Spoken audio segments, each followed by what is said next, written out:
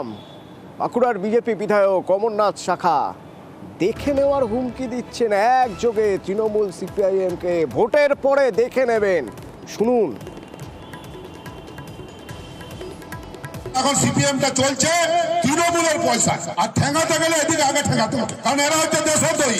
24-এর বিধানসভার লোকসভার পরে আপনারা কে কোথায় থাকেন সেটাই হবে আমাদের চিন্তা। আপনাকে আমরা বলে দেবো যে নিজের নিজের মুরগিকে নিজের মতন সাইজ করে আপনারা খেতে শুরু করবেন, কাউকে রেয়াত করবেন না।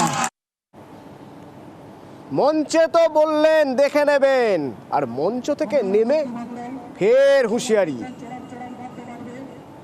বিধানসভা নির্বাচনের পরে যেভাবে আমাদের 60-61 জন কর্মীকে মার দিয়েছে, বিভিন্ন লোকের সম্পত্তি লুট করেছে, ঘরছাড়া করেছে, বিনা অপরাধে হাজার হাজার লোককে কেসে ঢুকিয়েছে, তো আমরা কি কোনো কিছু 24-এ পরে না করে ওদের কি গালে চুম খেয়ে ছেড়ে দেবো নাকি? যার যেমন মুরগি খায়, আমরা যেভাবে গোলাটা কেটে মুরগি খায়, আবার পেছন দিকে ঠ্যাংগুলা কেটে খায়, সেভাবে খাবে। অমরনাথ শাখার এই মন্তব্য জানিয়ে নতুন করে বিতর্ক, নতুন করে রাজনৈতিক তরজা। আমাদেরকে সিপিএম পারেনি, মাওবাদী পারেনি, বিজেপি পারেনি, সিডি পারেনি, ইডি পারেনি, সিবিআই পারেনি, ওরা আমাদের কি করবে? এটা বাচ্চা ছেলেদের মতো কথা।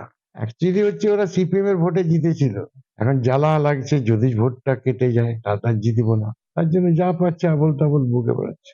সিপিএম কে মারধরে কথা বলছে, আবার ভোটের আগের দিন চুমু খেয়ে বলে ভোটটা দিয়ে দেওয়া যাবে। মহিষাদল